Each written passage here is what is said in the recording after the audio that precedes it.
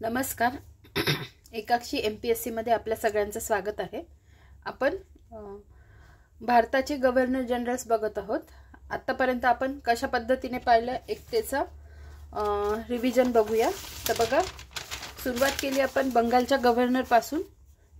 बंगालचा पहिला governor Robert Clive पाहिला आपण.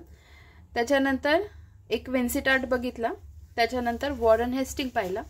वॉरेन हेस्टिंग नंतर 1700 रेग्युलेटिंग ऍक्ट 1773 अन्वये ते पद बदललं आणि बंगालचा गव्हर्नर हा बंगालचा गव्हर्नर जनरल झाला.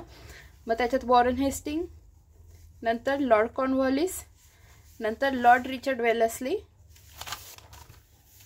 त्यानंतर lord Francis Hastings, John Adams, lord Amherst आणि लॉर्ड विल्यम बेंटिंग हे आपण बघितले आहेत अधिकारी इन डिटेल. त्याच्यानंतर 1833च्या चार्टर ॲक्टने बंगालचा गव्हर्नर जनरल हा भारताचा गव्हर्नर जनरल होतो.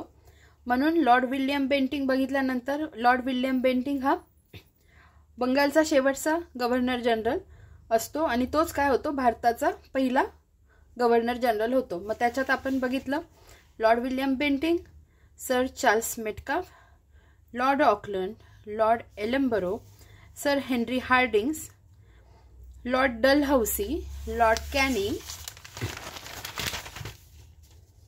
हां, ठीक आहे. लॉर्ड डलहौसी आणि लॉर्ड कॅनिंग आपण बघितलेले आहेत. लॉर्ड कॅनिंग काय असतो, भारताचा शेवटचा गव्हर्नर जनरल व भारताचा पहिला व्हॉइसरॉय. या अशा गोष्टी नीट लक्षात ठेवा, ठीक आहे. आणि आज आपण त्याच्याच पुढच्या सिक्वेन्समध्ये आपण बघणार आहोत लॉर्ड सर जॉन लॉरेन्स. ठीक आहे, लॉर्ड सर जॉन लॉरेन्स आपण बघणार आहोत. तर सुरुवात करूया आजच्या व्हिडिओला. तर बघा, पार्श्वभूमी सर जॉन लॉरेन्सचा कालावधी बघून घ्या, 1864 ते 1869. ठीक आहे. पार्श्वभूमीमध्ये वयाच्या 20व्या वर्षी दिल्लीच्या रेसिडेंटचा मदतनीस म्हणून इसवी सन 1831 मध्येच हा कंपनीच्या सेवेत रुजू झाला. यानंतरही दिल्लीचा कलेक्टर, पंजाब चीफ कमिशनर असे अनेक जबाबदारीचे पदे त्याने उत्तमरित्या सांभाळली होती व एक कुशल प्रशासक असे त्या काळी त्याची ख्याती होती. पुढे बघा, पुढचा मुद्दा काय आहे तर वृत्तपत्र कायद्याविषयी. इसवी सन 1867 द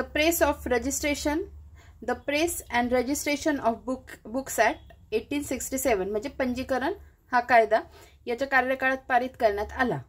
या कायद्याने प्रेस ऍक्ट ऑफ 1835 ची जागा घेतली. प्रेस ऍक्ट ऑफ 1835 ची जागा घेतली. यानुसार मेटकाफचा 1935 चा कायदा बदलविण्यात आला. ठीक आहे, मेटकाफचा जो 1935 चा कायदा होता तो बदलविण्यात आला. या अन्वये वृत्तपत्रांसंबंधी नवे नियम जारी करण्यात आले. या कायद्याचा उद्देश हा वृत्तपत्रांवर किंवा छापखान्यांवर बंधने घालण्याचा नसून त्यावर केवळ नियंत्रण ठेवण्याचा होता. ठीक आहे. आता पुढे बघा, प्रशासकीय मध्ये काय काय मुद्दे आहेत ते. याच्या कार्यकाळात भारतात सर्वप्रथम स्थानिक मंडळे स्थापन करण्यात आली. इसवी सन 1864 ते 1869 कलकत्त्यातील उष्ण हवामान ब्रिटिश अधिकाऱ्यांना सोसत नसल्यामुळे लॉरेन्सच्या कार्यकाळात त्याच्या विनंतीवरून दरवर्षी ग्रीष्म ऋतूतून शासकीय कार्यालय हे शिमला या थंड हवेच्या ठिकाणी नेण्यात भारत मंत्र्यांनी परवानगी दिली. पंजाब वायव्य प्रांत तसेच बंगाल या प्रांतांवर नजर ठेवण्याच्या दृष्टीने देखील शिमला हे ठिकाण मध्यवर्ती म्हणून सोयीचे होते. या निर्णयामुळे सिमला या शहराला दुय्यम राजधानीचे स्वरूप आले. नवीन वायव्य प्रांत निर्माण करण्यात आला. सर जॉन लॉरेन्स याने रिचर्ड स्ट्रॅची यांच्या अध्यक्षतेखाली जलसिंचन खाते तयार केले. तसेच प्रत्येक प्रांतात कालवे, पाटबंधारे तयार करण्यासाठी याने लोककर्म विभागाची स्थापना केली व इंग्लंडमधील 30 अभियंत्यांना येथे बोलावून त्यांना तत्संबंधीची योजना करण्याचे आदेश त्याने दिले. ठीक आहे. आता बघा, दुष्काळ रिलेटेड काय. इसवी सन 1866 ओडिसातील दुष्काळ निवारणासाठी दुष्काळ आयोगाची स्थापना करण्यात आली. फेमाईन कमिशन अध्यक्ष सर जॉर्ज कॅम्पबेल. या दुष्काळाला आपत्तीचा समुद्र असे देखील म्हणतात. ठीक आहे. कोणत्या दुष्काळाला, जो 1866 मध्ये आला होता त्याला आपत्तीचा समुद्र असे देखील म्हणतात. आणि अध्यक्ष कोण होते, सर जॉर्ज कॅम्पबेल. मी कोणाच्या काळात कोणता दुष्काळ आला आणि अध्यक्ष कोण होते यावर ट्रिक्सच्या स्वरूपात एक व्हिडिओ बनवला आहे, तुम्ही तो जाऊन बघू शकता। घटनात्मक मध्ये बघा, इसवी सन 1864 याने शेतकऱ्यांच्या हितासाठी पंजाब व अवध टेनन्सी ऍक्ट म्हणजे कुळ संरक्षण कायदा पास केला। या कायद्यान्वये माफक खंड देऊन जमीन कसण्याचा अधिकार अवधमधील अर्ध्याधिक शेतकऱ्यांना दिला गेला। तर अशा पद्धतीने आज आपण सर जॉन लॉरेन्स याचा कालावधी 1864 ते 1869 असा होता, आपण पूर्ण बघितलं आहे।